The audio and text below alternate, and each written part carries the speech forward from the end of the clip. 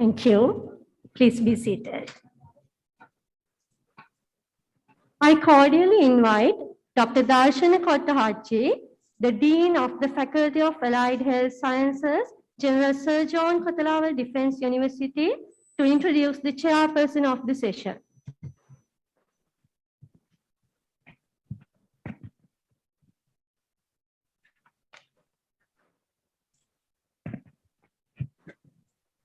Very good morning to all of you.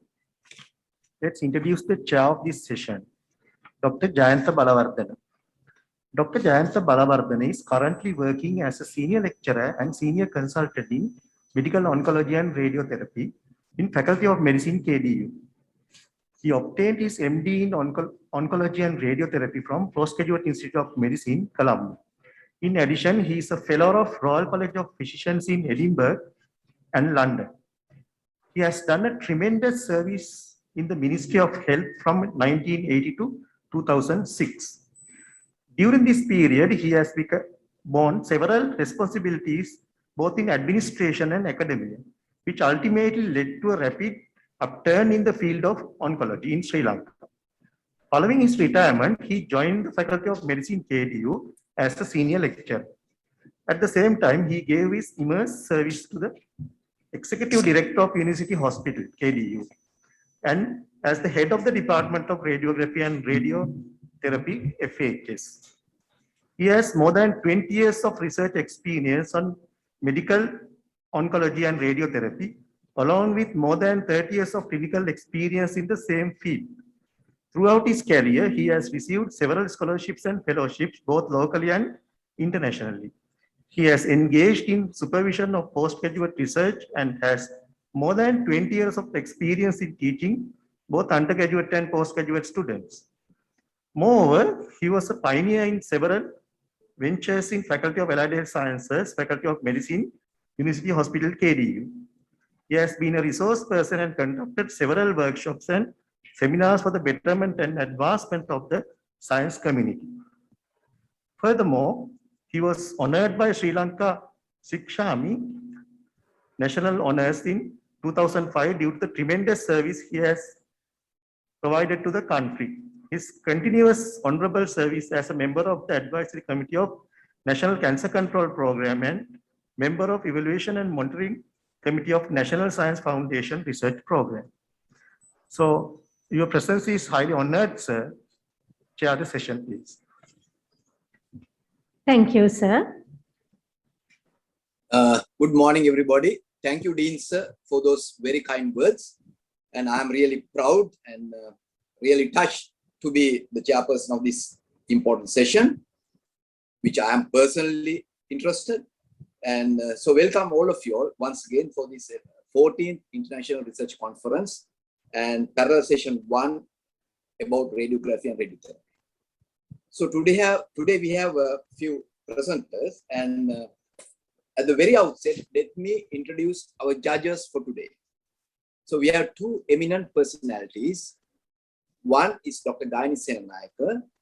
Dr. Jayasinghe is currently working as a senior lecturer at the Clinical Department of Faculty of Medicine, KDU, as well as a consultant in the Department of Radiography in the University Hospital, KDU. Gaini obtained her MBBS from the University of Colombo in 2004, and subsequently she obtained an MD in Radiology from Colombo PGIM in year 2012. In addition to that, she obtained the international professional recognition of the Fellowship of Royal College of Radiologists, namely FRCR, in UK in year 2014. And she has an honorary fellowship in radiology at Royal Cornell Hospital in UK. And she has published several articles in an interested field of CT, MRI, mammography, and radiation dosimetry, and also in forensic medicine. So Gaini is our first judge. And let me introduce our second judge for today's session, Dr. Sanjeeva Gunasekara. Dr. Gunasekara is currently working as a pediatric and adolescent oncologist in the Apeksha Hospital of Sri Lanka. Sanjeeva obtained his MBBS from University of Colombo in year 2005, and Subsequently, MD in Pediatric Oncology from University of Colombo in year 2011. In fact, he was the first consultant pediatric oncologist for this country, and also to the teaching hospital Karapiti.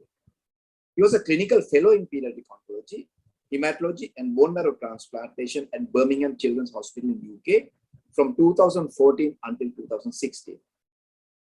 He's a member of International Society of Pediatric Oncology, namely CIOP, Children's Cancer and Leukemia Group in UK, and also a member of the Sri Lanka College of Oncologists, and also a member of the Cancer Advisory Board of Minister of Health, Sri Lanka and Sri Lanka Medical Association.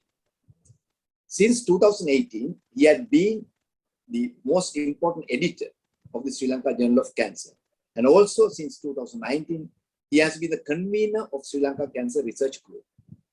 Since 2017, he has been the advisor of the Cancer Society, GOAL, and he has published several local and international research papers in his interested field of oncology, especially in the field of pediatric oncology.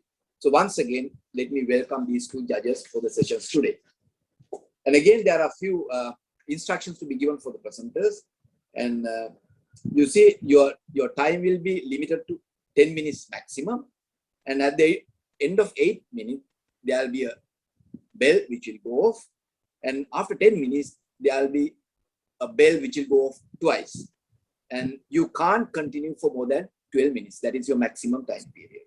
So with keeping that in your mind, let me call the first presenter, WADH Piyumali, and who will present the abstract titled Classification of Patients with Epilepsy and Health Subjects Using Structural MRI, a Tensor-Based Morphometry Study. So, Piyumali, over to you.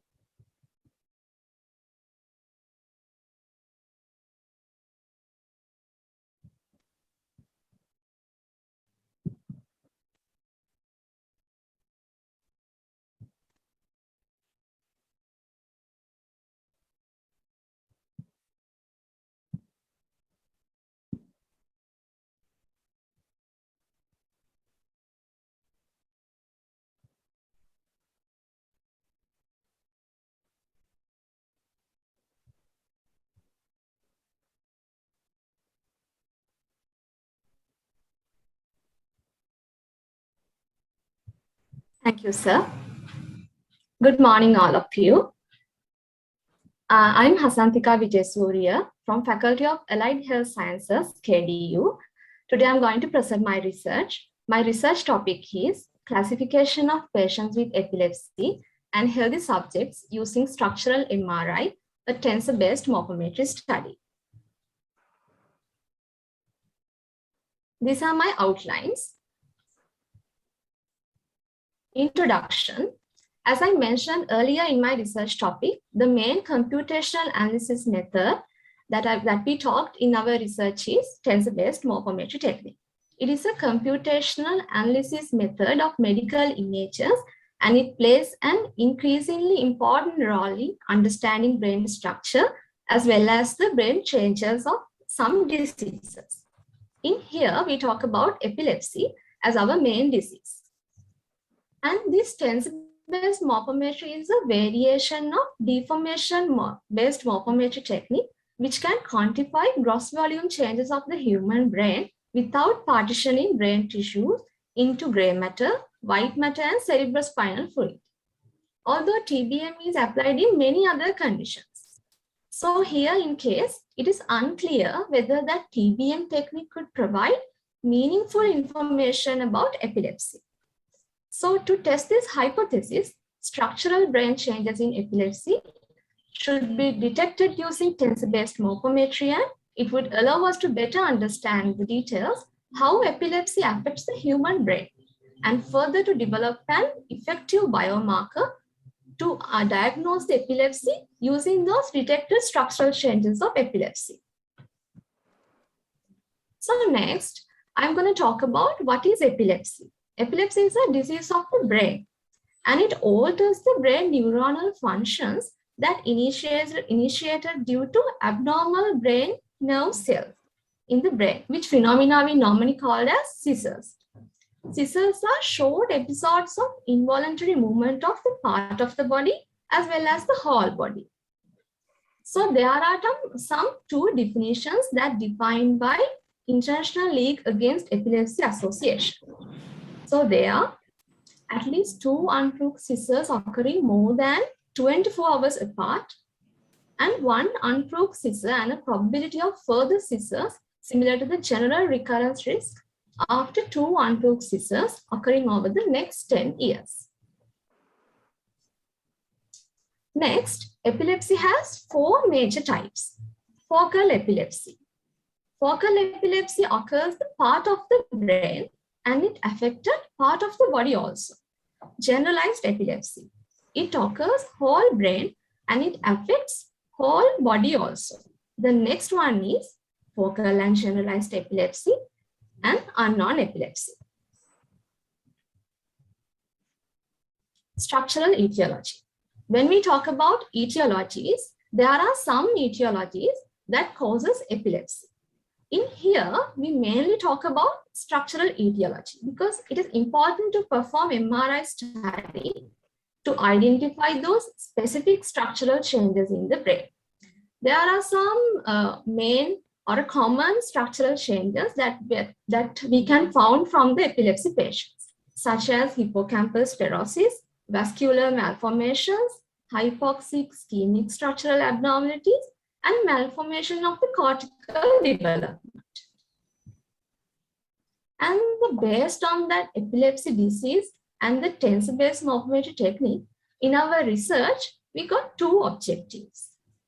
To identify structural brain changes in epilepsy using tensor-based morphometry and to develop an effective biomarker for epilepsy using univariate findings of tensor-based morphometry and multivariate pattern analysis. Research design and methodology. Our study setting is Radiology Department of the Military Hospital, Narahempita, Sri Lanka. And our study population, we got all the consecutive T1 weighted 3D pre-contrast brain MRI studies collected during our data collection period. And our sample size was 47 healthy controls and 48 epilepsy patients. Research tools. In this research, we got MATLAB as our platform and SPM12 software and CAT12 software. Tensor-based morphometry. I said earlier, this tensor-based morphometry is a variation of deformation-based morphometry technique. And it characterizes voxel-wise gross volume changes of the brain. And it derived from the deformation field. Those deformation fields we represented mathematically as Jacobian determinant. This Jacobian determinant includes information about stretching of the brain and the shearing of the brain, rotation of the brain, and therefore it can categorize the volume changes like expansion and also the shrinkage. Further, this technique is considered to be the most satisfactory and more time efficient and the most sensitive technique when we analyzing the anatomical variation of the neurological disease of the brain, like epilepsy. This is the workflow of our research. First, we took brain T1 weighted MRI data. And we got the next step as brain extraction. We extracted the brain to remove non-brain tissue like sinus, scalp, and diploid tissues. And after the brain extraction steps, we are going to the orientation. After the brain extraction, we oriented to relevant anatomical regions in this orientation step. And then the initial template was created from all the aligned brain images. And this technique measures, this TBM technique measures the difference between template and the all aligned brain images. In this TBM analysis, determinant of the gradient of the voxel level, we call Jacobian determinant, used to quantify the brain images like expansion or a shrinkage. As a final step, we go into special smoothing of our brain images and we step into statistical analysis part. In statistical analysis, we performed two tests. univariate analysis and multivariate pattern analysis. In univariate analysis, we perform 2 sample t-tests. And these 2 sample t-tests significantly categorize the epilepsy patients from compared healthy controls. And we add age and gender as covariates to this statistical model. And then we define 2 contrasts to examine both reduced brain regions and the increased brain regions due to this epilepsy disease. And after that, resultant t-statistic maps were thresholded at p-value less than 0.05 by using family-wise error. And the next test is multivariate pattern analysis. We got the technique to perform this test is leave 2 subjects out cross-validation. And we perform this multivariate pattern analysis using the univariate findings from previous test. The main part of our research is findings. We found that widespread gross volume reductions in epileptic brain compared to healthy controls covering both left and right hemispheres.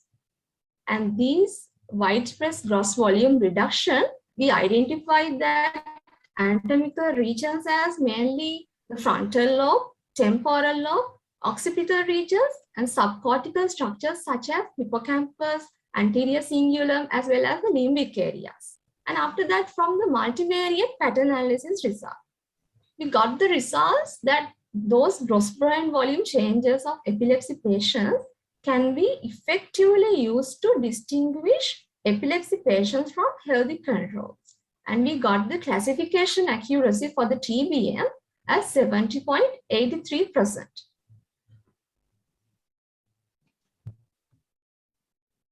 This is the picture of a tensor-based morphometry univariate analysis test. This is our first test, and these axial slices of the brain shows the brain reduction areas, as you all can see from the red areas.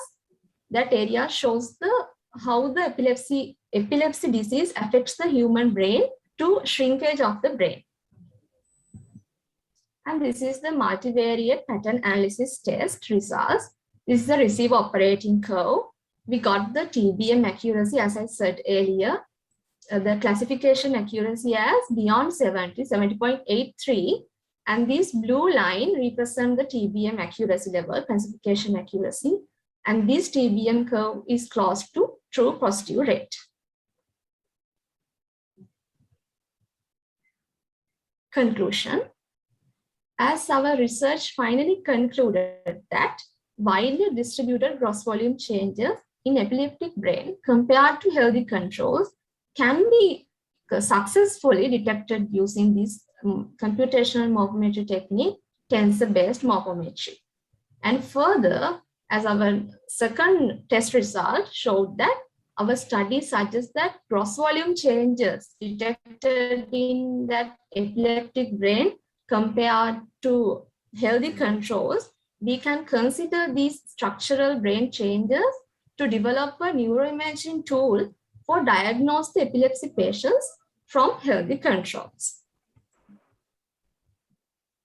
And these are my references. I would like to take this opportunity to thank my research supervisor, Dr. Ediri Arachchi sir. Thank you for the greatest support from the beginning of our research.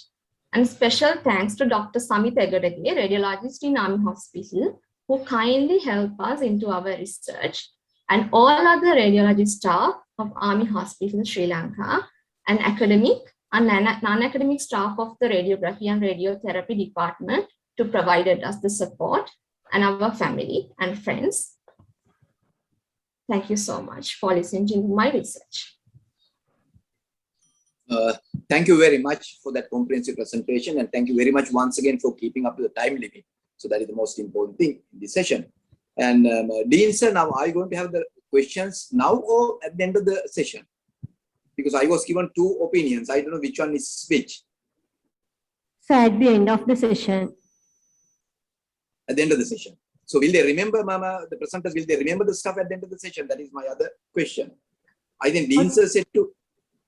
Okay, sir, then let's have the discussion for this paper. Just ask the Dean sir, and because Dr. Vasana told me to have this at the end of the session, but the Dean sir insisted that we have it at the end of each and every presentation. Can you just clarify with the Dean sir and Dr. Vasana? Hello, sir. Yeah, I'm Yeah. Rasna here. So you can take the time and ask question after each and every paper. So no problem, sir. No problem. Okay, That's fine. good. I So- think then otherwise you will forget everything. Yeah, yeah. That's good. Yeah, yeah. You can proceed, sir. Exactly. Okay, so shall we, the judges, it's up to you to ask questions, and we'll give 5 minutes. Yes, sir. Can you hear? I'm Dr. Gayani. Can I know what are the criteria you took for diagnosing the epilepsy patients? Were they diagnosed by a specialist? And what about the normal patients? Can you just describe how you selected them? Yes, ma'am. We got this whole helpful from the radiologist from the Army Hospital, Dr. Samita Egodage, sir. Most importantly, ma'am, these epilepsy patients we categorize from the database from the Army Hospital. From there's an association called International League Against Epilepsy. This association has some criteria relevant with the structural abnormalities of the patient, madam. Like from the visual inspection of epilepsy patients, MRI data. From those MRI data, we include the epilepsy patients, and then from our research inclusion criteria, we also categorize our patients. Then what about the normal patients? What do you mean? I mean, they were, how did you select them? Yes, ma'am.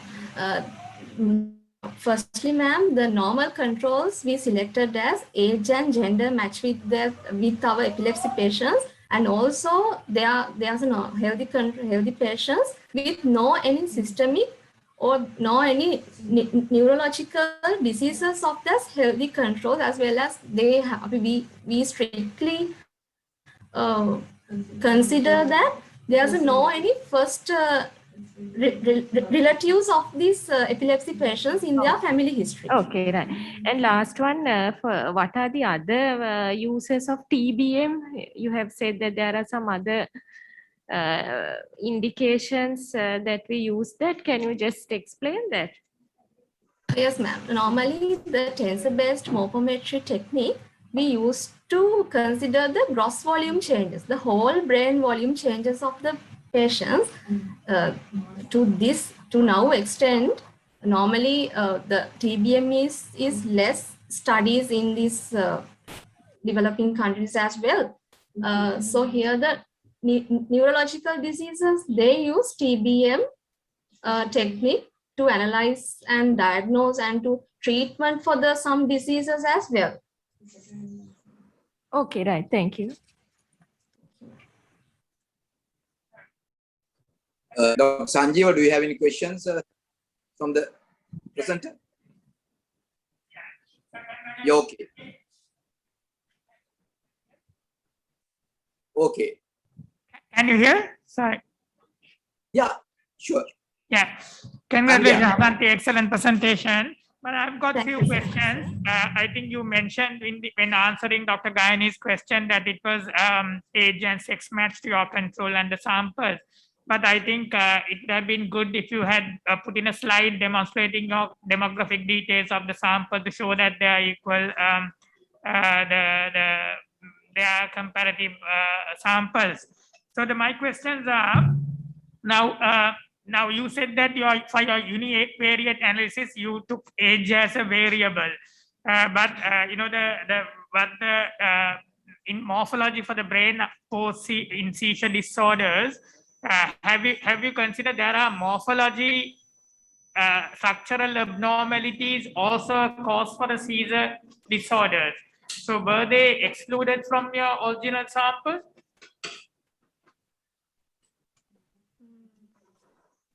Sorry, sir, I didn't get your question. Seizure disorders, could be because of structural abnormalities of brain as well, right? So that can impact the overall the volume of brain tissue later on. So were they excluded when selecting the patient sample? Yes, sir. Normally, we got the age group as 12 to 18 age group. In that case, we have the drawback of our research that the less sample size, and we have to classify our epilepsy patients with the different classifications, because the less sample size that we found from the army in Sri Lanka, it is very difficult to consider the brain morphological changes in seizure also. It is a drawback from of our research, sir. Okay, and for your univariate analysis, you mentioned that you considered age. Did you consider the duration from onset of seizures as well, or is it just simply the age that you took? No, sir, we didn't that seizure onset because it depends on the patients.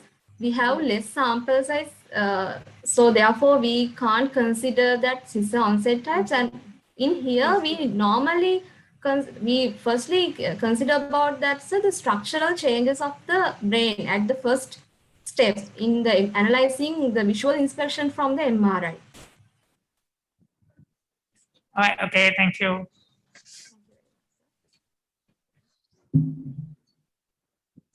So that's all from us, sir. So, right. I think once again, thank you very much for that excellent presentation. Shall we move to the second one? The second abstract titled Brachytherapy in Cervical Cancer, Accuracy in Point Dose Demarcation. This will be presented by MPOT Kumari. Kumari, over to you. Once again, remember the time limitation.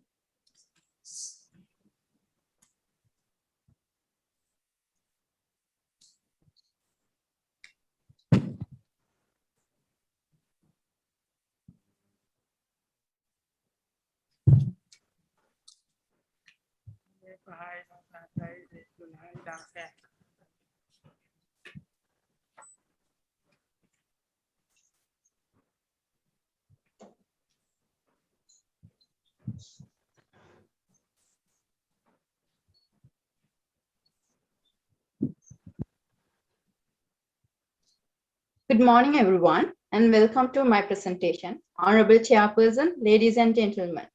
In the field of radiotherapy, before each treatment, the treatment is planned to cover the tumor volume while minimizing exposure to surrounding sensitive structures.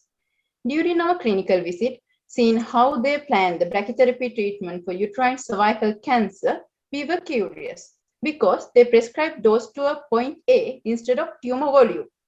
What does that point A mean exactly? Why they prescribe dose to that point A? So we did some background research only to find out that it is the history for the rest of the world. The world has moved forward into an era of 3D individualized brachytherapy, but we locally still rely on point A, which introduced in 1930s, that is some 80 years ago. Can we rely solely on this point? So let me present you our finding on brachytherapy in cervical cancer, accuracy in point dose demarcation. To the background, as you may already know, brachytherapy, when used as a part of definitive treatment, it decreases local recurrence and improves overall survival. Prior to the treatment, we plan the treatment either using 2D or 3D X-ray images. We locally use 2D images and prescribe the dose to Manchester point A. We consider tumor factors and surrounding organ at risk for dose specification. Squamous cell carcinoma, which is the most histological form of cervical cancer, is not that radiosensitive tumor. So that full tolerance of organ at risk used for dose specification. The initial lesion of radiation necrosis was always due to high dose effect in the adjacent paracervical region, where uterine arteries crosses the ureter. Not only this is an area where overdosage is especially dangerous, but also it is the site of early infiltration by cancer. Based on these findings, Todd and Meredith defined the point A to represent the average dose to the paracervical region. And here we consider it as anatomical point A. To relate the anatomical position to simple geometrical conception, Todd and Meredith defined Manchester point A in 1938. So how can they locate this anatomy? They generalized it on a coordinate plane. External cervical os is taken as geometric origin, axis of uterus as x-axis. At right angle to it, axis of vagina designated to z-axis, and y-axis is the horizontal lateral axis through the cervix. So Manchester point A is the point located 2 centimeter in XY plane. Actually, they defined this point at the time when imaging and those computation facilities were limited. However, brachytherapy has evolved much from point-based brachytherapy to 3D image-based individualized brachytherapy. In 3D image-based individualized brachytherapy, prior to each fraction, a series of volumetric images like CT, MRI are taken and treatment is planned using contoured structures, high-risk clinical target volume and critical structures. So, what justifies our study? Cervical cancer is the 4th most common cancer and 4th most common cause of cancer death in worldwide. In Sri Lanka, it is the 3rd commonest female cancer. The high burden of cervical cancer are in developing countries with limited resources. 70% from total incident of cervical cancer and 90% from total death of cervical cancer occur in developing countries. In Sri Lanka, we have limited resources. Still, we prescribe the dose to point A, which introduced in early 20th century. If the prescription point A could not represent the actual anatomical point A, that might result in underdosage or inadequate coverage, leading to recurrences. If overdose, that might result in radiation toxicities.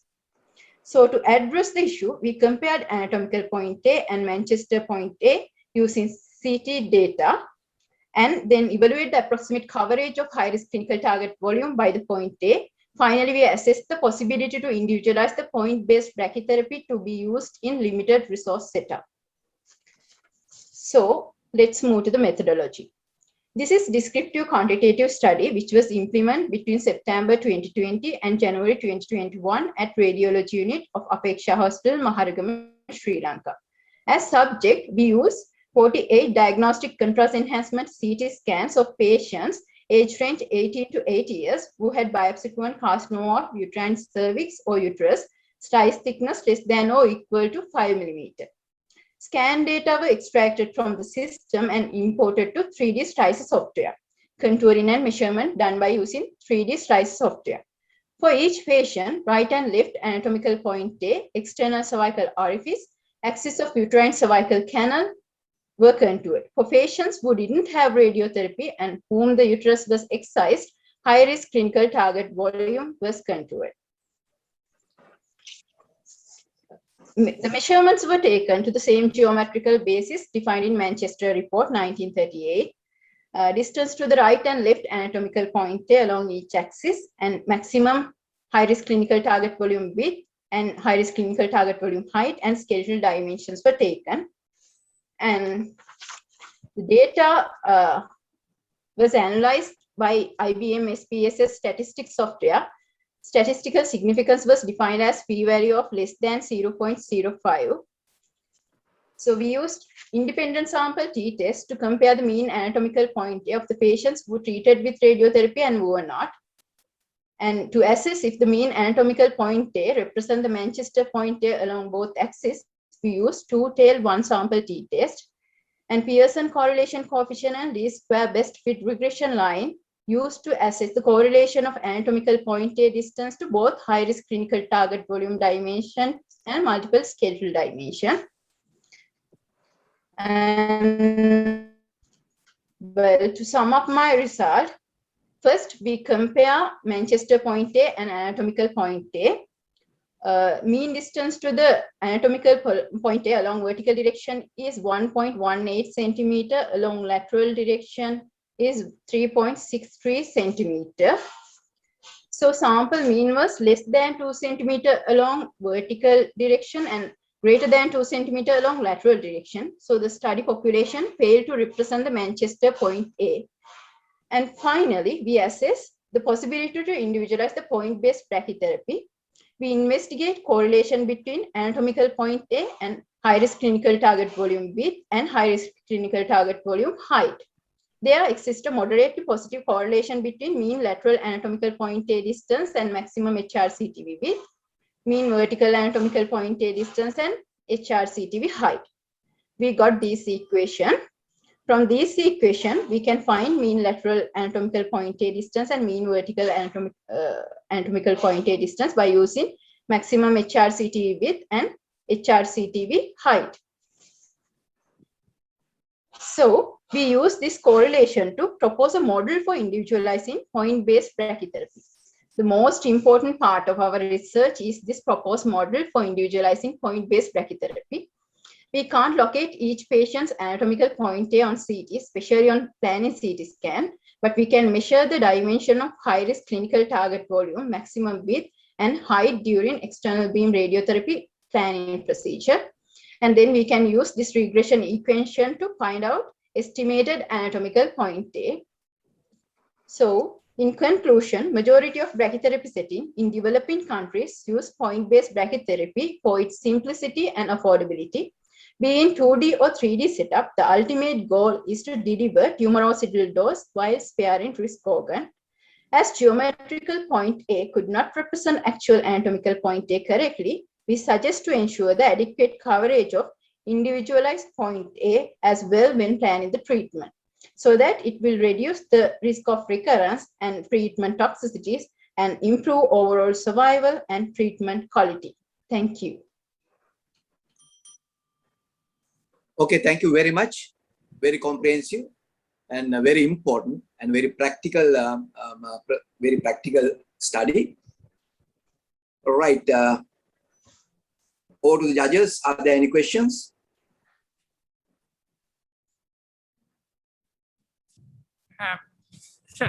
Kumari, again, as Dr. Pallewatte said, very practical study that can have significant practical implications in our setting. But can I ask now, your main, the conclusions are based on the premise that this is a normal distribution. So you have only 48 patients. You think that's enough to have a normal distribution in this setting? According to our sample size equation, we have to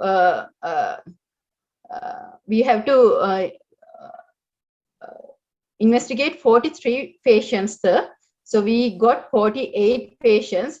Due to prevailing situations, due to COVID situation, we plan to get more than 100 patients, but due to prevailing situation, we didn't have enough time period for take more than 100 patients, sir.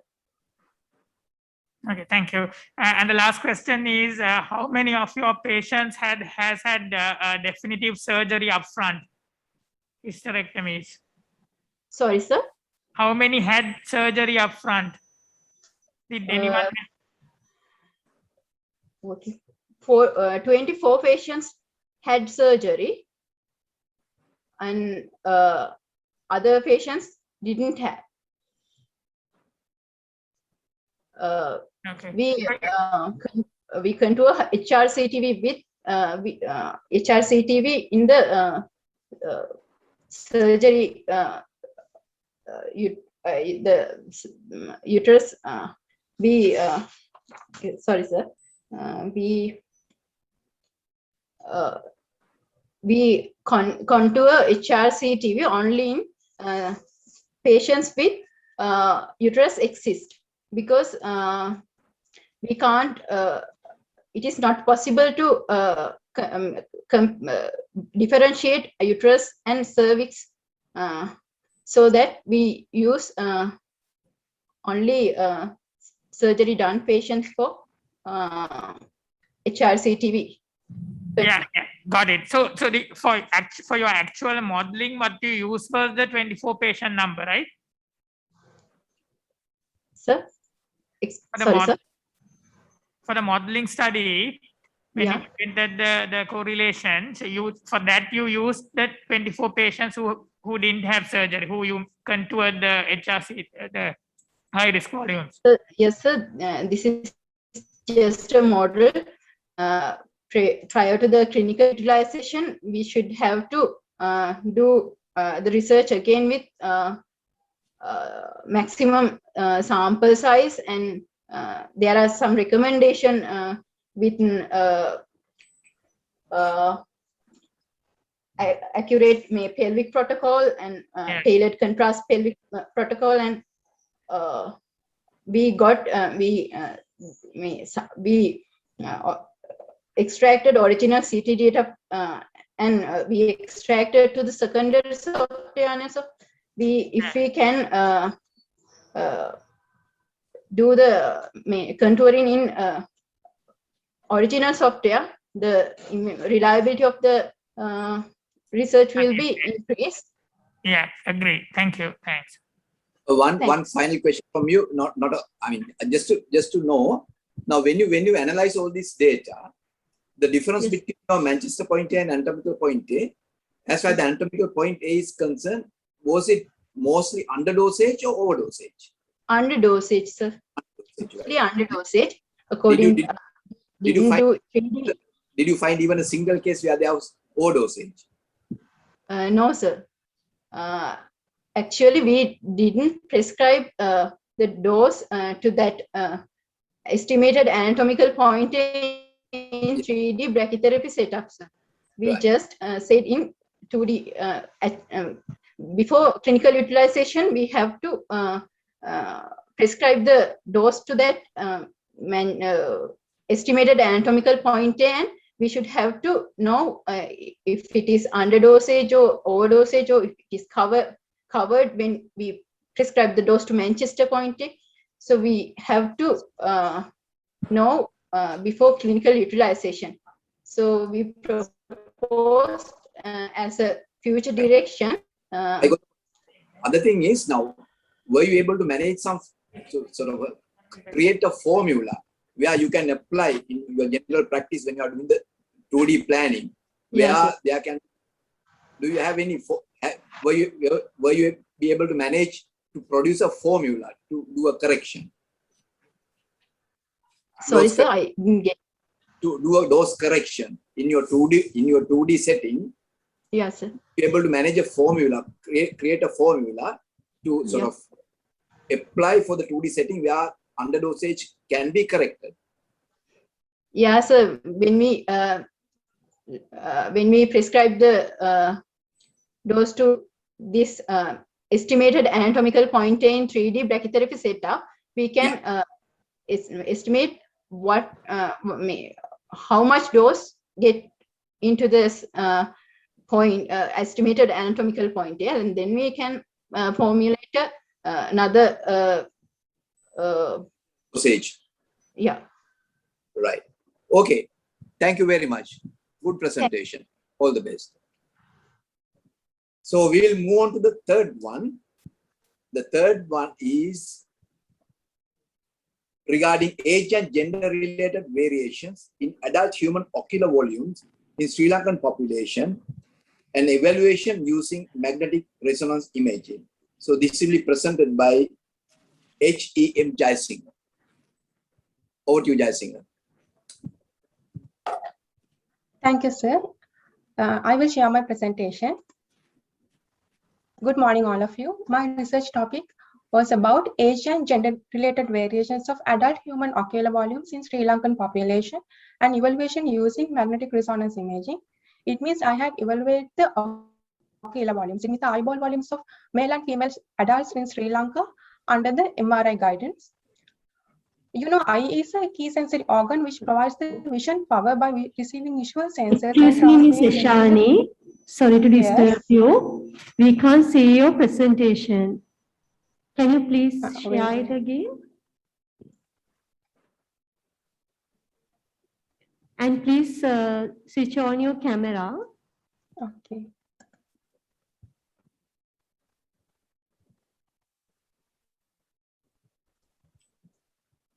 Okay, we can see the presentation.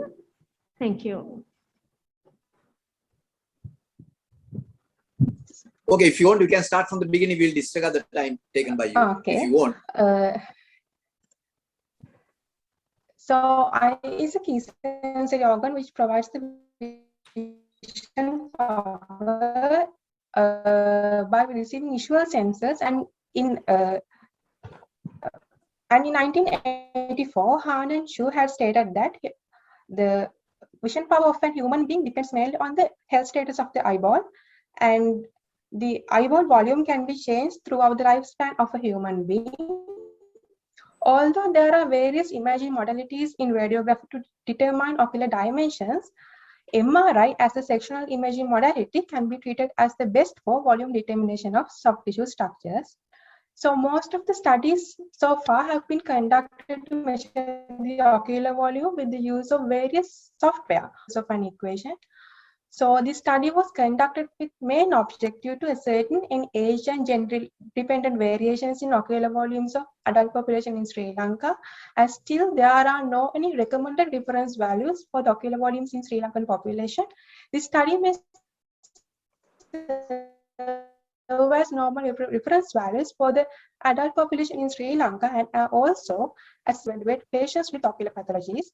These are my objectives: to evaluate age and gender dependent variations in ocular volumes of ocular volumes of adult using MRI, and also to establish standardized reference values of human ocular volumes for Sri Lankan adult population. Ethical clearance was obtained from the Ethical Review Board, Faculty of Medicine, KDU, and the permission for data collection was obtained from the National Hospital Sri Lanka. All the required data were collected from the hospital database and without any interaction of any patients. Methodology. This study was a descriptive, cross-sectional, and retrospective study. Sample size was 200.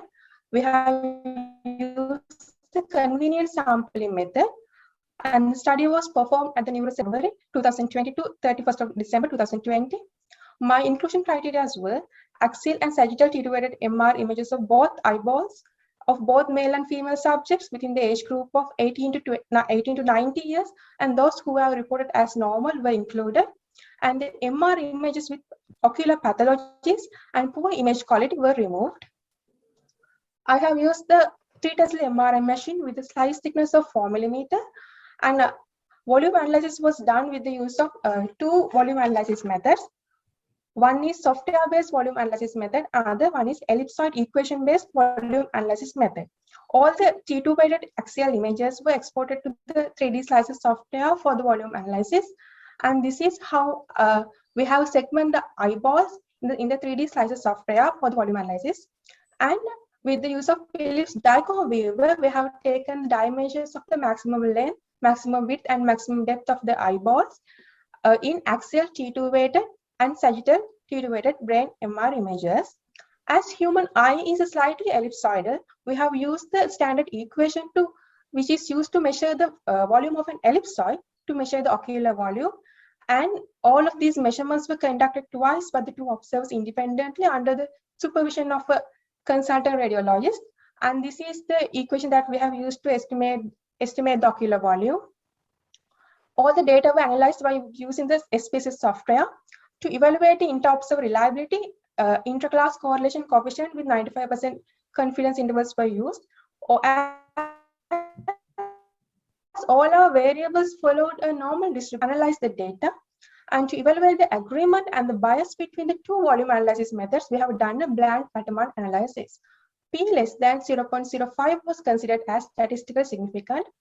These are my results. 91 males and 109 females were selected. Mean age was closer to 45 years.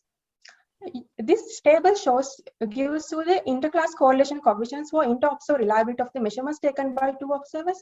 As you can see, all of these values are greater than 0.8. Mean 2D values for determined for the right and left eyeballs as RAV2D for the right eyeball and LMV2D for the left eyeball. And also software-based measurements also calculated and expressed as RV3D for the right eyeball and LV3D for the left eyeball respectively. All these measurements were taken in cubic centimeters. This table gives you the average ocular volume values according to the age groups and gender. Then I have done a pair sample t-test to compare the right and left eyeball volumes. As you can see, the significance value is less than 0.05. There is the statistical significant difference in right and left ocular volume values in both of the 2D and 3D volume analysis methods. 2D means the equation-based method and 3D means the software-based method. Then I have done an independent sample t-test to compare the ocular volumes with gender. So here also you can see this significance. All of these significance values are so a statistical significant difference of eyeball volumes with male and female participants in both of the 2D and 3D volume analysis methods. Then I have done an ANOVA test to compare the volume measurements with age groups. But here, all these significance values are greater than 0.05. It means there is no any statistical significant difference in eyeball volumes according to the age groups. So because of that, I have done the Pearson correlation to see any correlation of eyeball. All of them are very weak and closer to 0.1 and 0.2. It means there is a very weak negative correlation of ocular volumes with age. But a significant thing I had found, the significance value of the equation estimated right ocular volume was greater than 0.05. But all the other volumes are less than 0.05, means including the equation estimated left eyeball volume and space estimated right one. It means that equation estimated right eyeball volume does not show a significant linear relationship with age, while all other ocular volumes show a significant linear relationship with age. Then I have done again a pair sample t-test to compare the 2D and 3D volume analysis methods. Here, the significance value again is less than 0.05. It means there is a statistical significant difference between the 3D software method and the 2D equation method in both right and left eyeballs. However, both methods have a good correlation between them. So I had drawn a Brand-Altman analysis for the both right and left eyeballs to show the bias or the bias between the bias of systematic error between the two analysis methods. So here you can see there is a big positive bias in the right and left eyeballs, and also the limits of agreements are also wide. So it means that there is no any agreement between these two volume analysis methods, but there is a big positive bias between them. So our study has found that there is statistical significant difference in between right and left eyeball volumes in both volume analysis methods, and the right ocular volumes are greater than the left ocular volumes, and there is also a statistical significant difference in male and females, where the male ocular volumes are greater than that of the females. And also our RMV 2D values did not show a statistical significant linear relationship, but all the other volumes show a statistical significant linear relationship with age. So there is an error. So, however, all of these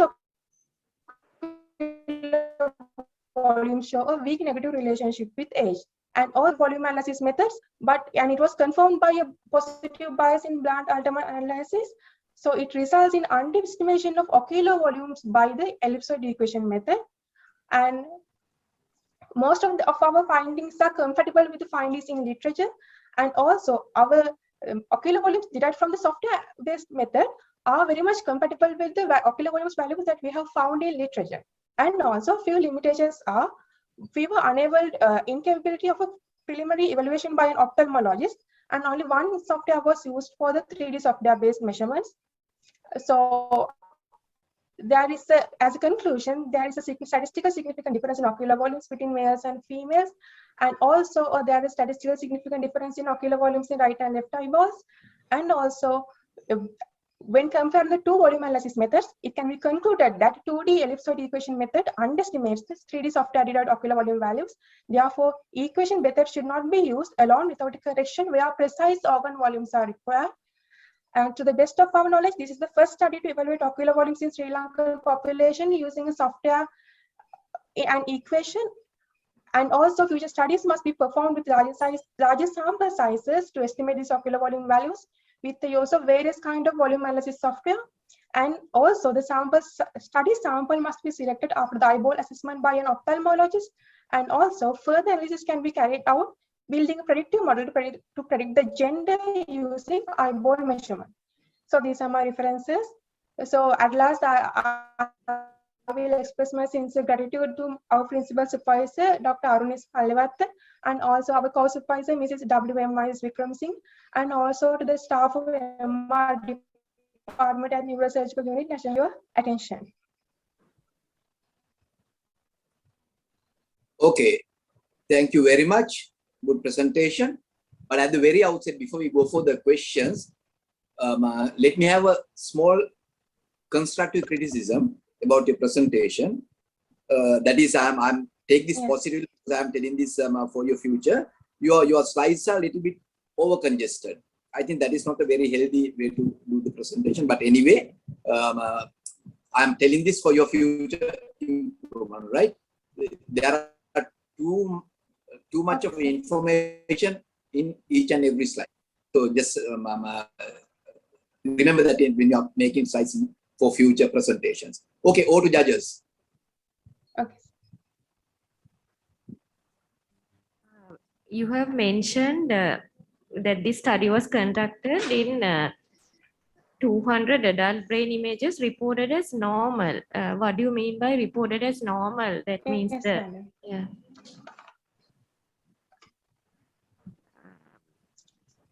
It means I have selected all the brain MRI studies.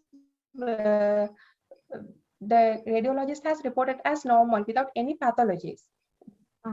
Those are, it means without any pathologies. So those are the patients reported as normal means. So this age group, can I know like what were the indications these were done for at 18 to 19 to be? Were they like, this was done in the epilepsy? Yes. MRI, no, normal routine brain MRI imaging. Okay, right. Thank you. Sajiva? Yeah, so can I ask, so why did you do this study? I mean, what's the clinical relevance of having reduced ocular sizes?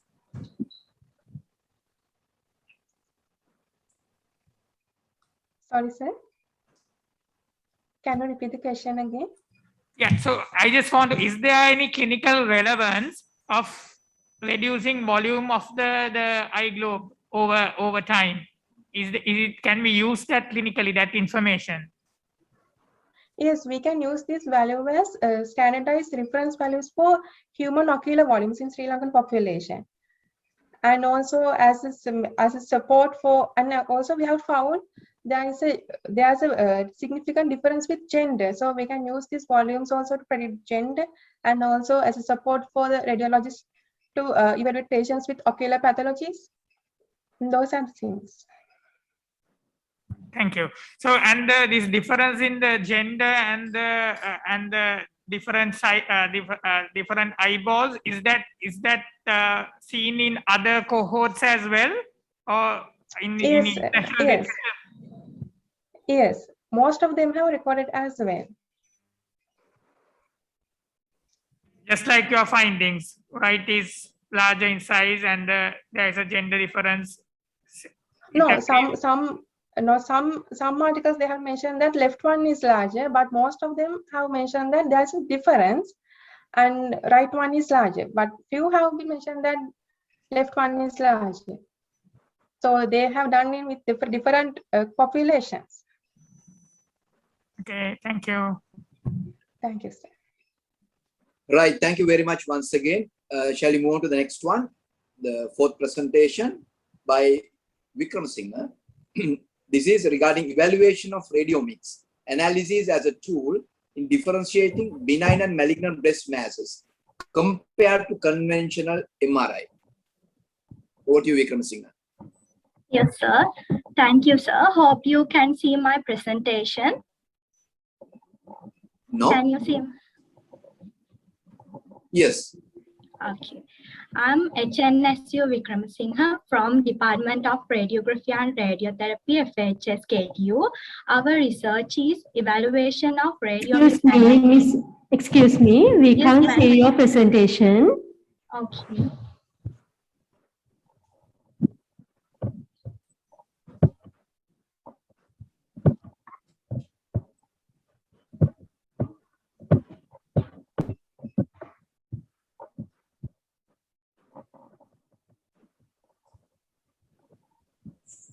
All right.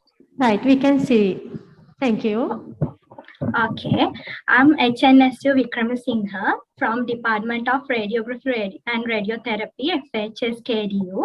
My research is evaluation of radiomics analysis as a tool in differentiating benign and malignant breast masses compared to conventional magnetic resonance imaging.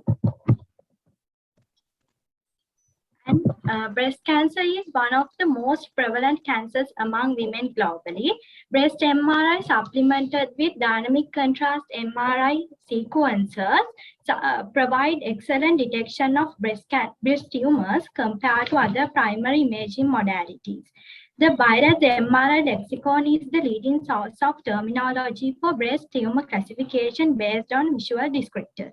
But BIRAD lexicon shows some drawbacks such as subjectivity, less reproducibility, and wide inter-operator variability among less experienced readers. Therefore, we performed our study to find a superior method to avoid inter-operator variability, limit unnecessary biopsies, eliminate subjectivity, and reduce false positive detection errors. The use of radiomics approaches for non-invasive tumor diagnosis is capable of extracting wide range of quantifiable features that are invisible to human eyes from the diagnostic images. Therefore, we investigated the feasibility of radiomics parameters in our study. There are many debates for selection of proper tumor segmentation method for automated feature extraction. Therefore, we evaluated the accuracy of manual and semi-automatic segmentation method for automated feature extraction in our study. These are our objectives. Our general objective was to compare the diagnostic feasibility of feature parameters derived from radiomics analysis and conventional MRI to differentiate benign and malignant breast masses. Our specific objective were to investigate the relationship between automated features and conventional MRI features, to assess the inter-operator variability, to build machine learning models for mass phenotype recognition, classification, and analysis of patterns and decision support. In our methodology, we performed our study as a retrospective study. All the breast MRIs were performed using 3 Tesla Ingenia Philips machine in National Hospital, Sri Lanka. All the T1 weighted dynamic contrast enhanced axial breast MR images of 151 patients with 79 benign, 72 malignant that were assessed according to 5th edition of BIRAD lexicon was selected for our study. The image selection was performed independently by 2 radiologists using a software that we developed in MATLAB named as DICOM Viewer. The 2 radiologists selected the image that represented the largest tumor area with largest diameter and the largest enhancement range as indicated by this image. Then we perform the manual and semi-automatic segmentation. In manual segmentation, the 2 radiologists independently defined an irregular ROI to include the whole tumor that is indicated in red color on the right breast in the image, to exclude the normal area and the normal breast tissues.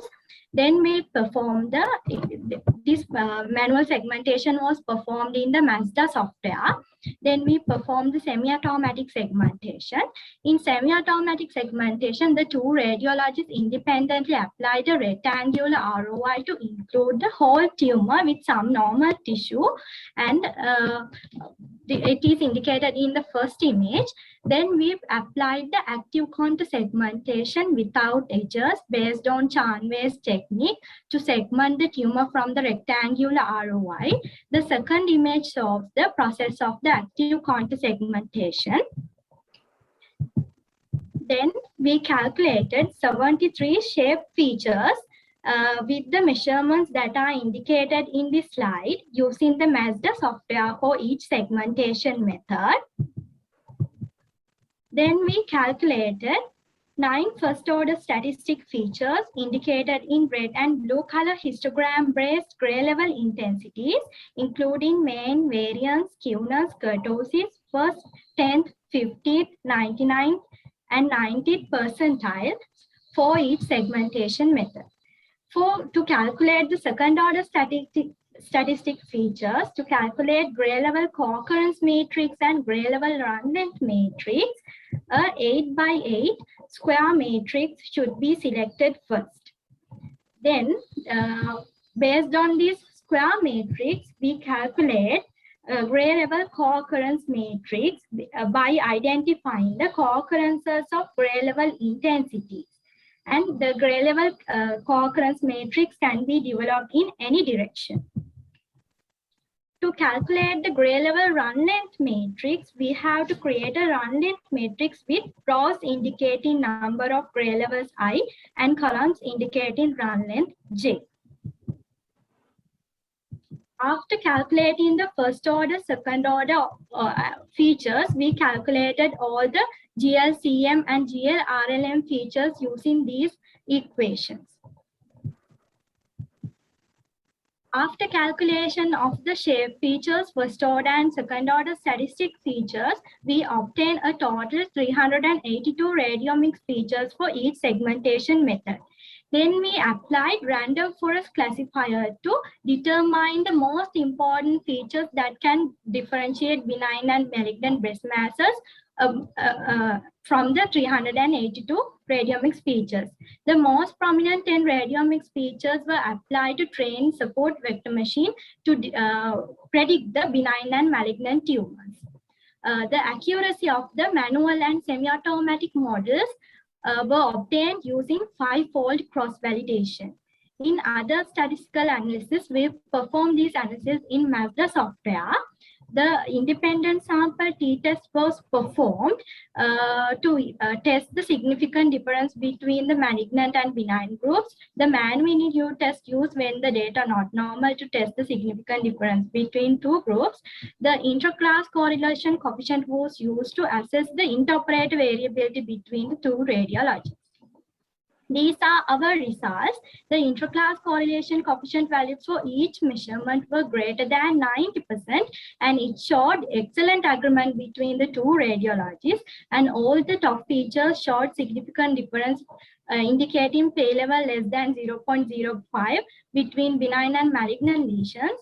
This image shows the top 10 features that are obtained from the manual segmentation using highest mean decreased Gini index values. This image shows the semi-automatic segmentation features. This graph shows the receiver operating characteristic curve for produced manual segmentation model with overall accuracy 81.5. This graph shows the semi-automatic segmentation model and with the performance of the classifier.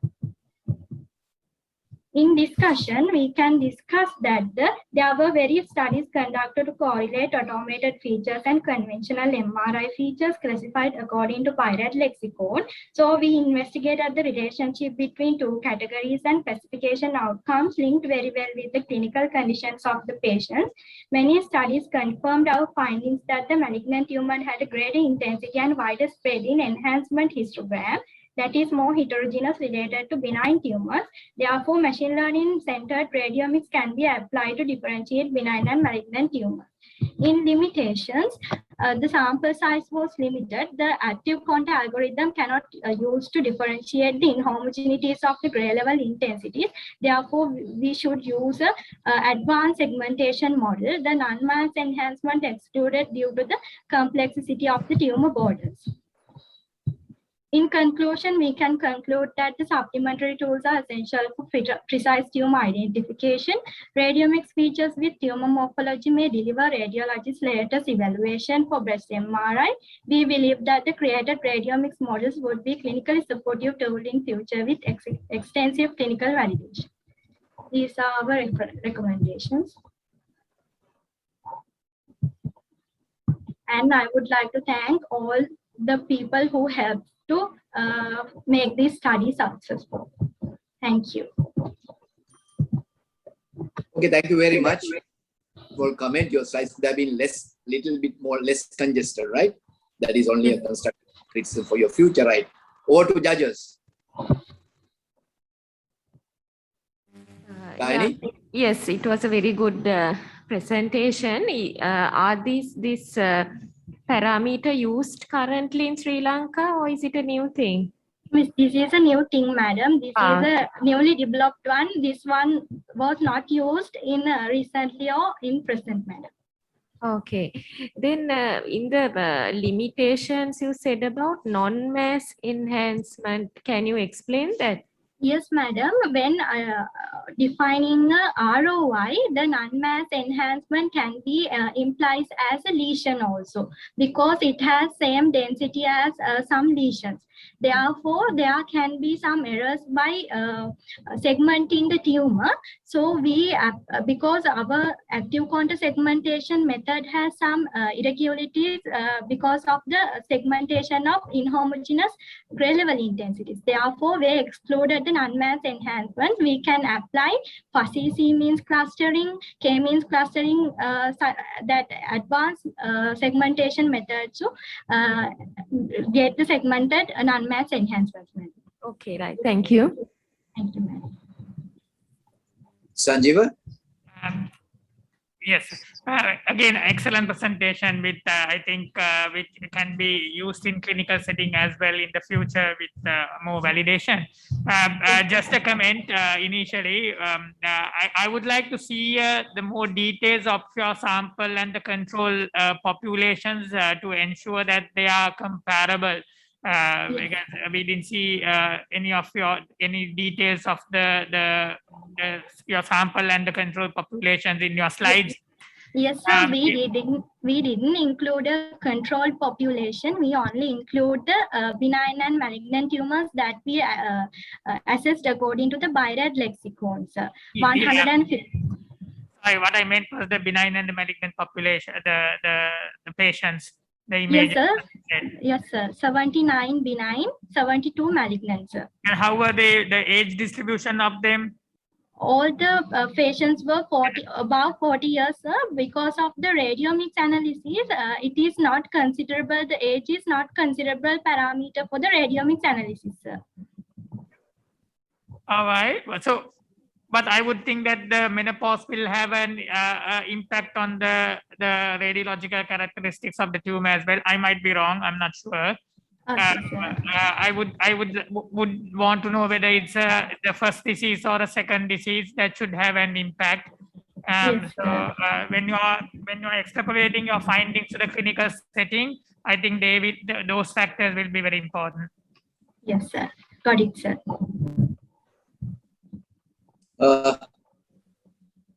Thank you.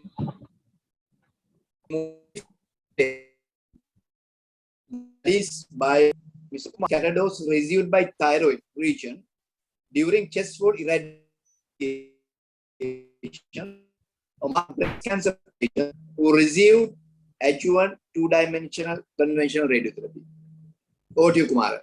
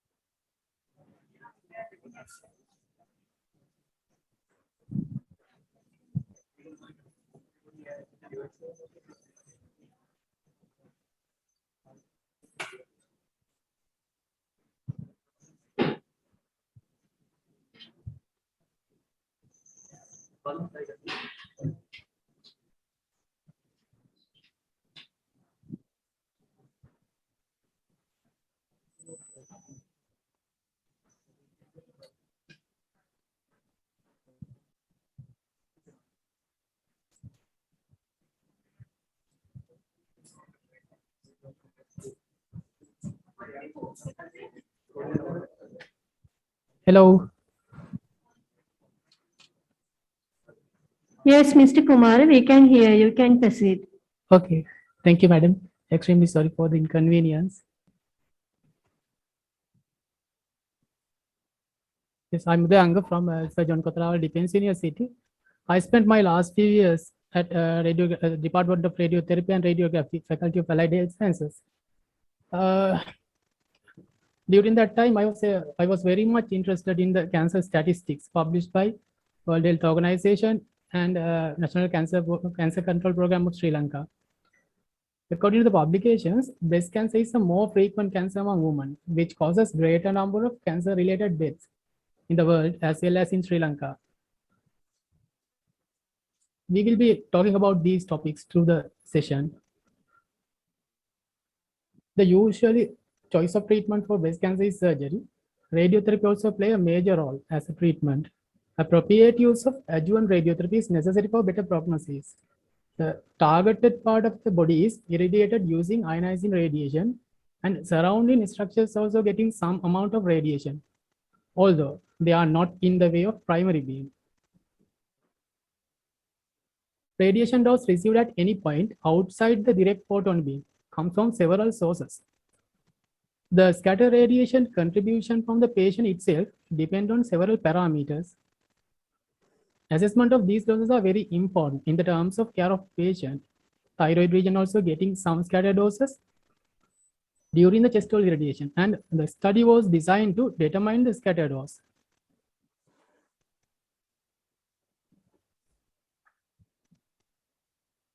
The general objective was the determine the scatter dose received by thyroid region during chest wall irradiation among breast cancer patients who received adjuvant two-dimensional radiotherapy.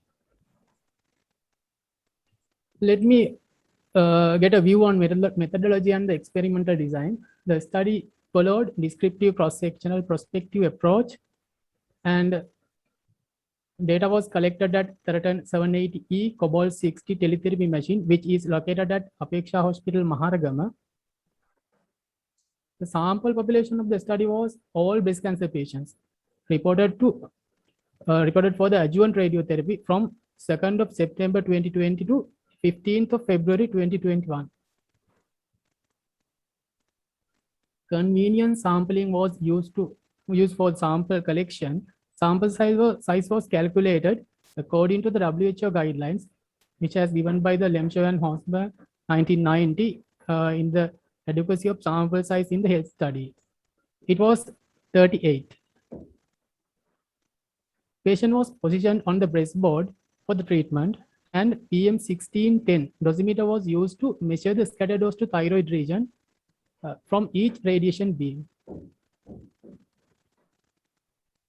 Pre-tested neckband was used to accurately hold the calibration point of the dosimeter on the interested point of neck at the level of thyroid gland during the treatment. Calibration point of the dosimeter at middle point between suprasternal notch and prominence of thyroid cartilage on the medial sagittal plane. Once it fixed, it show like that. First of all, correct placement of dosimeter and participant comfort were ensured. Then treatment was delivered. Finally, dosimeter was connected to the computer and retrieved dose readings. Dose tracker software interface plot the dosimeter readings. This shows data of each irradiation of a patient. This part represents the supraclavicular fossa irradiation. This is for the lateral and this is for the medial. The results were as follows. A statistical analysis was performed and examined the scatter doses using IBM SPSS version 23. Mean value of total scatter dose from glance in beams was 112.33 millisievert. Mean value of scatter doses from SCF beam was 421.79 millisievert, and mean value of total scatter dose was 534.1 millisievert. The chart clearly shows that 78.97% of scatter dose is given by SCF beam, while 11.36% by glancing, medial glance, and 9.66% by lateral glancing. The box plot of scatter dose by medial glancing, scatter dose by lateral glancing, and the sum of scatter doses by both glancing beams are comparatively short. Box plot of scatter dose by supraclavicular beam, fossa beam is comparatively taller. The total scatter dose is the more amount of the scatter dose for total scatter dose is responsible for the from the SCF beam. Data was further analyzed to find the correlations. Moderately positive relationship between glancing height and the scatter dose from the lateral glancing was significant at the 0.05 level. The Pearson correlation coefficient R was 0.308. Not only that,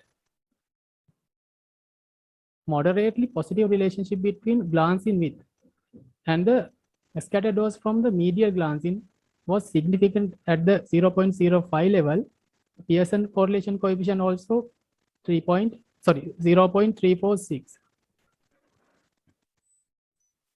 Those correlations can be mathematically represented like this. The sum of the scatter doses by glancing is equal to scatter dose by lateral glancing and the scatter dose by the medial glancing. And total scatter dose we can calculate by using this formula. The formula is valid for the glancing height, 15 to 20 centimeter of the glancing height, and the 7 to 15 centimeter of the glancing width. We have much to discuss, but time is limited. SCF beam is responsible for larger amount of scatter dose received by thyroid region. According to the literature, the maximum dose received by thyroid gland was 46.9 gray and minimum was 2.25 from the cause. In our study, maximum thyroid region dose was 878.24 millisievert and the minimum was 129.15 millisievert per 267 fraction. But this is for the total cause. We measured only for one fraction. It has been reported that thyroid dysfunction can be seen in the patients whose glands were exposed to radiation. However, data availability regarding the dose delivered to the thyroid region during radiotherapy to supraclavicular fossa is insufficient. 243 patients were taken for the study by the Kanilmas and the team in 2017. They have reported that mean dose per fraction was 75.9 centigrade in the terms of absorbed dose. It is approximately 759 millisievert. According to the scatter reading of the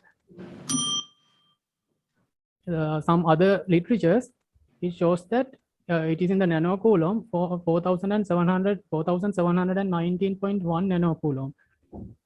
These quantities directly cannot be converted, but SI unit of the both quantities are joule per kilogram. The mean value of scatter dose of our study was 534.1 millisievert.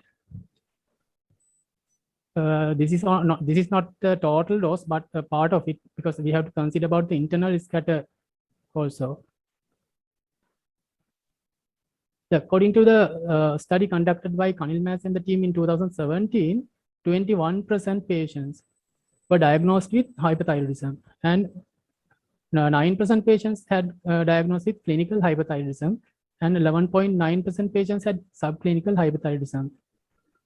The study reported that 21 gray can be the threshold value for the development of hyperthyroidism. It is approximately 840 millisievert in terms of equivalent dose. Again, Melania and the Dempsey in 2017, they have reported that the threshold value for the development of hyperthyroidism varies in the literature. It shows that 26 to 30 scatter dose, the maximum value of the total scatter dose of our study was 878.2524 millisievert. This is also not the total, but part of it. We have to consider about the internal scatter also. While radiotherapy has many benefits and increase the survival of the cancer patients, some of the adverse effects can occur due to the irradiation of other organs in and around the treatment field that may jeopardize the quality of life. Let me conclude with our findings. Scatter dose of 41 patients were measured and evaluated. The mean scatter dose was 534.1 millisievert per 267 centigrade fraction. The obvious difference between some of the scatter doses by glancing beams, both glancing beams, and the scatter dose by supraclavicular fossa beam is worthy for the further investigations. Also, other studies required to reinforce the conclusion. The study need to redesign with other relevant parameters. Further studies need to estimate the scatter dose by different treatment techniques, including three-dimensional conformal radiotherapy and IMRT intensity modulated radiotherapy. These are the things. These are the research articles that you have referred.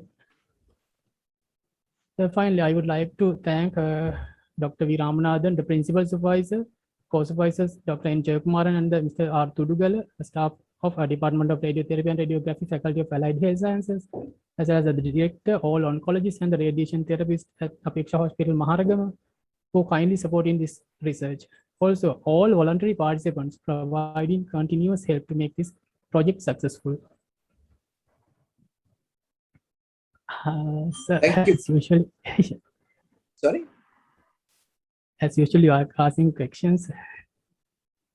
Yeah, I think, first we'll ask Dr. Gaini and Sanjeev to start the session. Questions? So what are your recommendations from this study for the protection of the thyroid? Madam, according to our once we perform the correlation, search for the correlations with the scatter doses and the field beam parameters, we have identified that field height and field width. It means when we deliver the treatment, we have defined the radiation beam height and width is correlate with that scatter dose.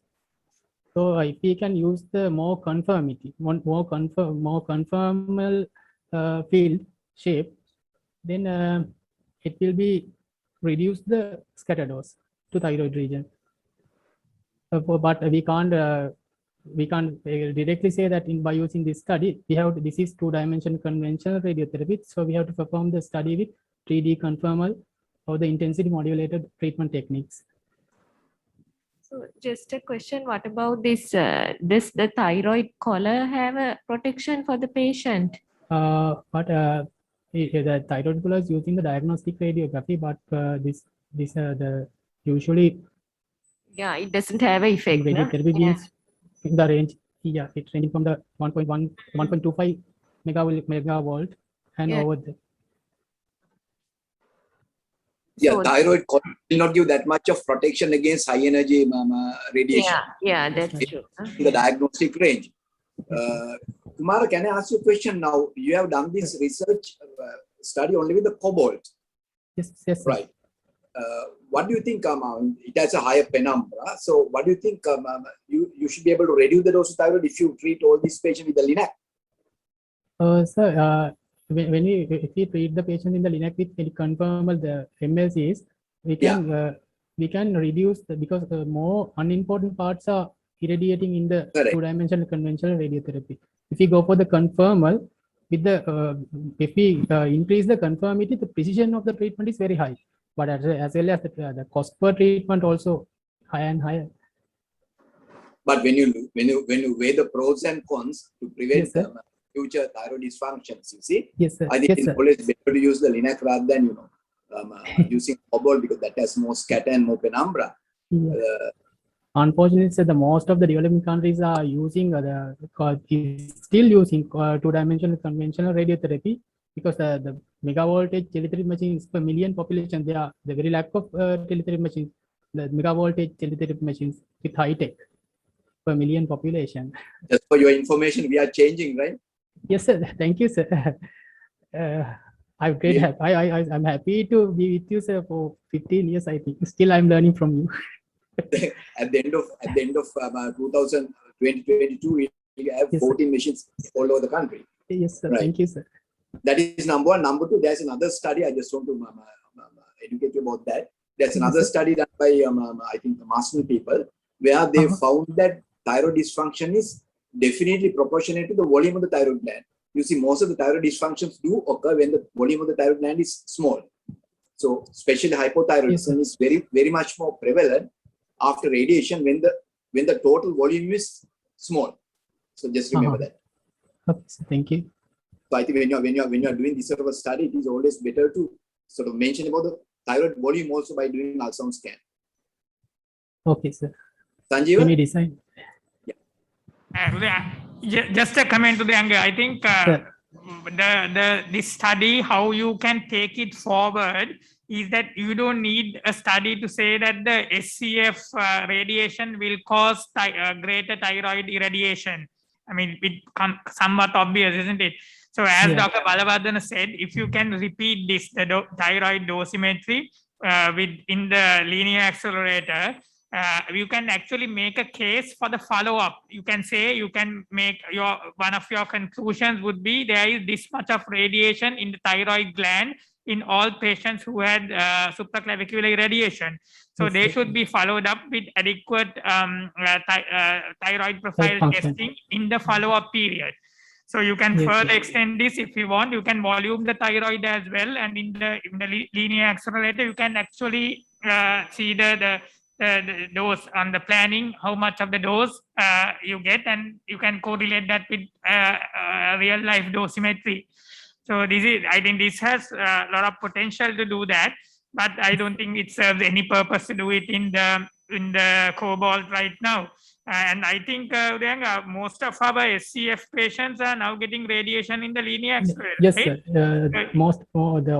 Most of the patients who are having adjuvant radiotherapy, they are come for the cobalt teletherapy machine, the 2D conventional radiotherapy. But who are undergoing the WLE and the other risk conservation patients, they are treating with the Linux. You can I think easily get enough numbers if you want to do it. Yes. Right, Kumar. Anyway, thank you very much. It was a good presentation, which is very practical as far as the present day radiation practice is concerned. Thank you very much. And we have come to the final paper, final abstract, which will be presented by none other than Dr. Vasana Ediri Arachchi. That is about classification of patients with mild depression and healthy controls using nodal brain network topology. Dr. Vasana, over to you.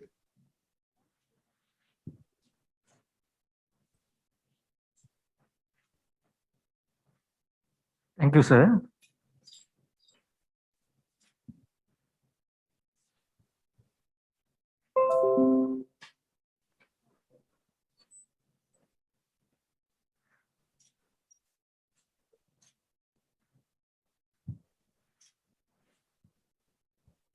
Very good morning to all of you.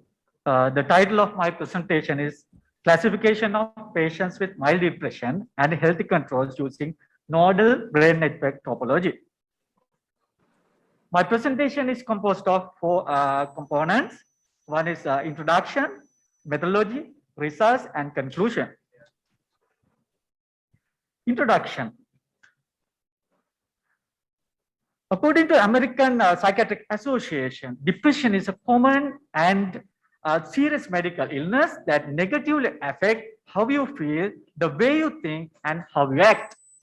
This condition leads to variety of emotional and physical problems, and finally can decrease your ability to function at work.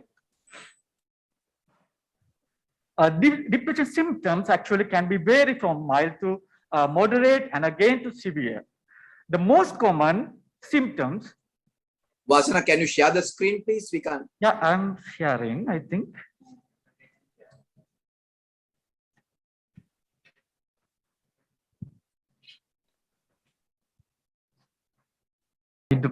Start from beginning or yeah, should I?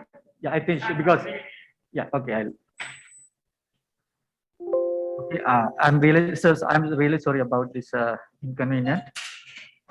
Okay, the title of my presentation is Classification of Patients with Mild Depression and Healthy Controls Using Nodal Brain Network Topology. The presentation is composed of 4 components. One is the introduction, methodology, results, and conclusion. Introduction.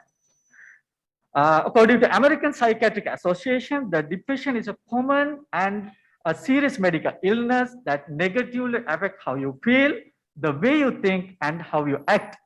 This condition leads to variety of emotional and physical problems. Here you can see the depression symptoms can be vary from mild, moderate to severe.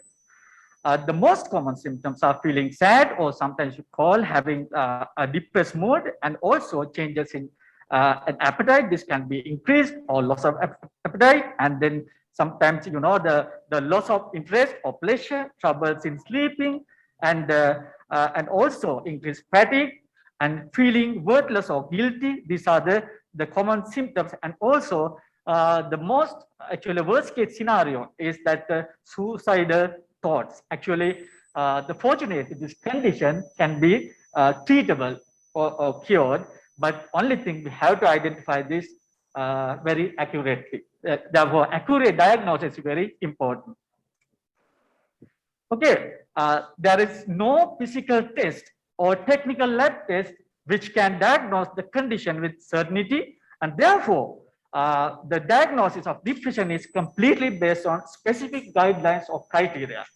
Currently, this mental health examination is carried out by qualified psychiatrists in accordance with the 5th Diagnostic and Statistical Manual of Mental Disorders, and actually using guidelines of International Classification of Diseases. Therefore, actually here we have to mention that this evaluation criteria is totally based on subjective manner. So therefore, misdiagnosis is very higher. Therefore, we should have a method to identify, or we should have a method to proper diagnosis. So that's what actually we are targeting in this research. So the machine learning based artificial intelligence play a key role in developing biomarkers to provide clinicians with predictable model for diagnosis, treatment, and also for follow-ups. If you are interested, you can use structural, functional, diffusion, or perfusion information to do this diagnosis, right? As an example, I can say you that here I have used a training computer. If you have the information of patients and healthy subjects, we can feed this information. If you are interested in functional, we can feed this functional information to the computer, and thereafter we use the same computer to testing purpose. Means that if we have any unknown information of patient with, we don't have an idea about whether this patient is patient or healthy subject, we can use this technique or artificial intelligence to for this testing purpose, right? Right. There are compelling evidence that altered functional connectivity has been well reported for depression, especially in the default mode network. There is a larger connectivity reduction in depression. So we can use this the functional connectivity reductions to develop topological metrics. Means that those are highly related to functional. The connectivities between the regional functional connectivity between two or some other more than that of regions, right? So here actually we are using this topological matrix developed based on functional connectivity to develop biomarkers. This biomarker development based on topological measures are very rare. So I think that is the novelty of our study, and we can use either global level, modular level, or nodal level information for this purpose. Therefore, the objective of our study is to test the potential use of nodal brain network topology in developing neuroimaging biomarkers for depression, and also with using the machine learning. Right. Let's have a look at the methodology.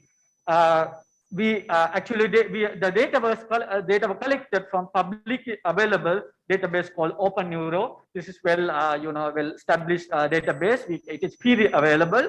We found we downloaded 51 patients with mild depression, and also 21 healthy controls were included in the study. And then these patients actually have been scanned using 3 Tesla scanner. And actually this process is called functional MRI, and specifically it is called resting fMRI. It means that we are instructing the patient to lie down in the scanner, but we instruct them to not to think anything particularly, but they have to stay in the scanner, within the scanner. Actually in this study, they have used the closed eyes method, because when they open the eyes, then what happens? The auditory cortex are also activated. So we need the resting the situation of the resting state of the brain. So, and then actually what we do is we collect 180 volumes of the same patient, means that usually we produce only one brain, but here in functional MRI, we are making a series of volumes, and these volumes are very useful to produce the functional connectivity. I will come to that point later. After that, we actually, after collection of this, the number of volumes, and it undergoes slice timing, realignment, normalization, regression. We have to remove some unwanted signals, and filtering means actually we are removing low frequency signals, and then detain. These are well established 6 pre-processing steps. And this is actually most important part here. What we do here is, before we construct functional connectivity matrices, we have to divide the brain into different regions. For this purpose, we are using Atlas. It's composed of 90 regions. We call AAL Atlas. And then for each corresponding region, we extract the time courses. Time courses means if you have a series of volumes like this, if you pay attention to one particular region, we have the same region in all volumes. It means we can get the signal information from each volumes, means finally we can produce a nice signal. It's like a signal. Okay. Using these regional signals, we can compute statistical dependency between these 2 regions. Means that finally we can get R value. We call it Pearson correlation values in between these 2 regions. It means in between these 2 regions have a functional connectivity. That's what we are doing. So finally we get functional connectivity matrix, and then it has to undergo a conversion of binary matrix, and then finally we come to the topological matrix, which is developed by binary matrix. Using these features, actually I have given here this between a centrality, degree centrality, nodal clustering coefficient, nodal efficiency, nodal local efficient, nodal shortest path. These are the well established the functional connectivity topological metrics. Okay. Now actually we can use this feature information from each node, the information developed from each node of this brain to train a model. We call it multivariate pattern analysis, right? We can use the Kredna software for this purpose. Okay, we have come to the results. Just have a look results. This is really interesting. If you compare this patients and healthy culture, you can see the inpatient, one particular square of this matrix corresponding to one connection. If we have 90 regions, means we can develop 90 by 90 matrix. Means if you carefully look at these squares, you can see there is a definite the difference between these two types of patients, right? Means that we can use this information for the classification. When we do the classification, you can see here that the highest classification has come to nodal clustering coefficient, nodal efficiency, and also for nodal local efficiency. And then finally, what we have done is tactically we have combined these features together, and we have tested that is actually it's a trend in neuroimaging community. They are trying to incorporate different information together, and we are testing whether we can use this different information to develop better biomarkers. So finally, we have got 85.29. The classification accuracy is the highest. So these are our results, and also not only that, we have tested it is statistically. We have done this classification 1,000 times. 1,000 times. It is highly computationally. It takes longer time actually. But anyway, we have done, even in future, it is statistically significant. You can see using this permutation graphs. And final conclusion is that nodal level brain network topology can be used to classify patients and mild depression and healthy patients with mild depression and healthy controls using machine learning. Further, when combining these metrics together, we observe improved classification accuracy, indicating the fusion of different network measures may serve as a better neuroimaging marker for disease classification. These are our references, and I would like to thank, actually this is coming from China, actually I was there, and I would like to thank my professor, especially who is the person who guided me to this kind of study, my PhD professor. Thank you very much for listening. Thank you very much. Thank you, Dr. Vasana. It was a very, very high standard presentation. So, over to judges for any clarifications.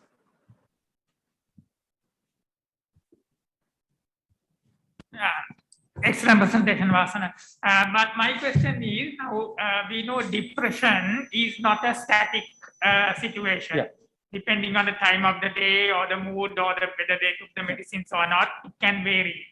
But so when you are trying to make a diagnosis from a image taken at a single time point.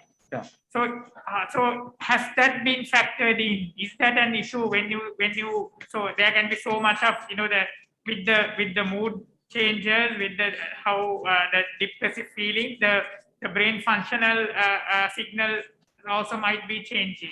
Yeah. So just because you took image at some time point and then you trying to compare it with your biomarkers, whether they are present or not, is that an accurate way of diagnosing a depressive episode then? Yeah, first, so actually, depending, I mean, it relates to, that we can, if we want, we can get the people who are having the mild depression, if we want. And also we can get moderate. Also we can get the severe.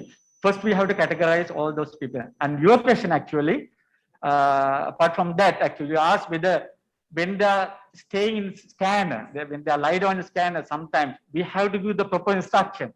If they are dreaming, or sometimes if they are sleeping, or sometimes if they are open their eyes, the functional connectivity of the brain definitely changes. So we have to give proper instruction.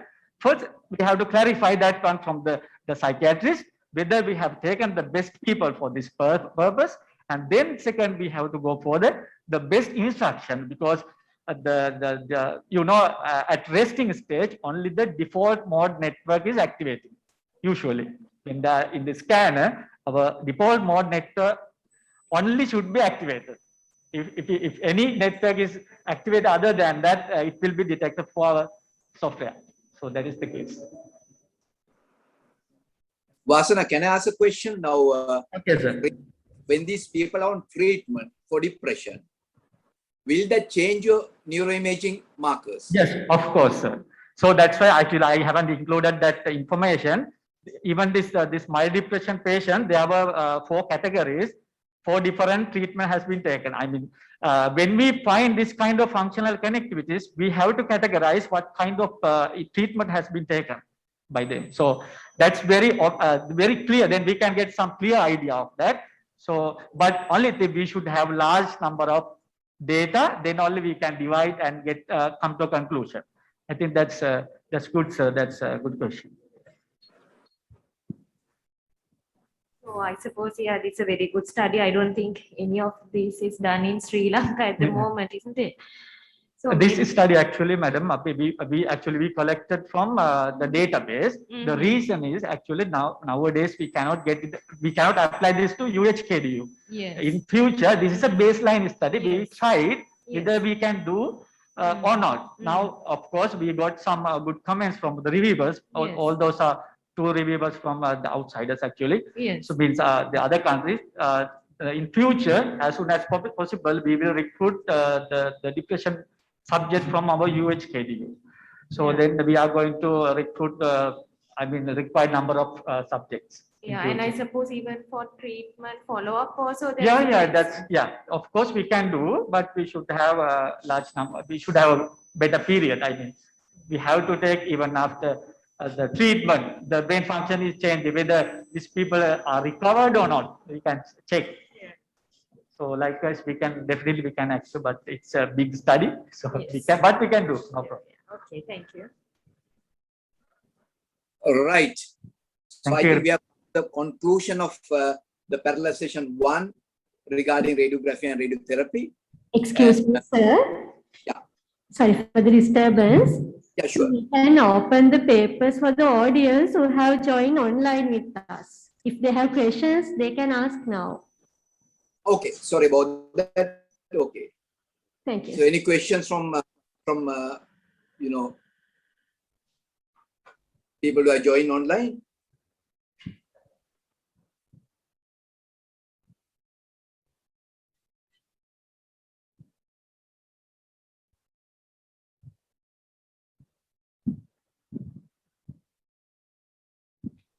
It seems everything is clear for them.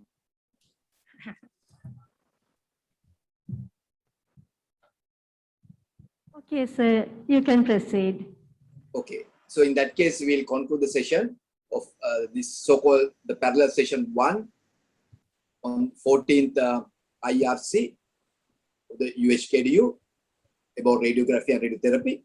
And firstly, let me thank our Dean, Dr. Arachchi. Thank you, sir, for attending this conference. And again, our 2 judges, Dr. Jayasinghe and Dr. Sanjay Gunasekara, for taking time off to give their contribution for this valuable session. And again, for all the organizers who tirelessly organized this session, which became a very, very success. And I congratulate all the presenters for the excellent work, excellent presentation. And I ask them to keep up their good work even in the future. And finally, I thank you very much for inviting me as the chairperson. Thank you very much, and we'll conclude the sessions. Thanks once again. Thank you very much, sir. Thank you very much, sir. Ladies and gentlemen, we have come to the end of the technical session 1 of Allied Health Sciences of the annual International Research Conference of KDU. Now, I would like to invite the Dean, Dr. Arachchi, to present the mementos as the token of appreciation to the judges of this session for their participation and valuable cooperation. Madam, sir, please accept the mementos.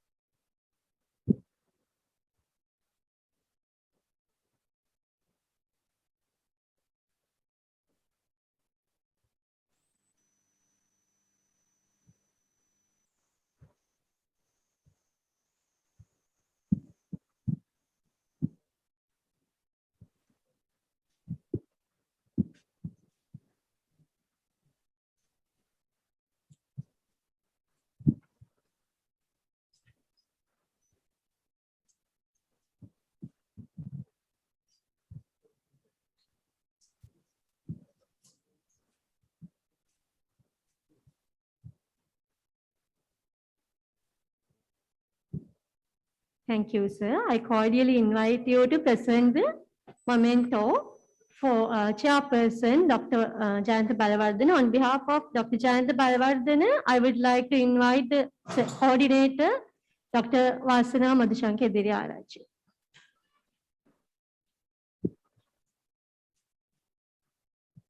Thank you very much, Dean, sir. Thank you. Thank you, sir.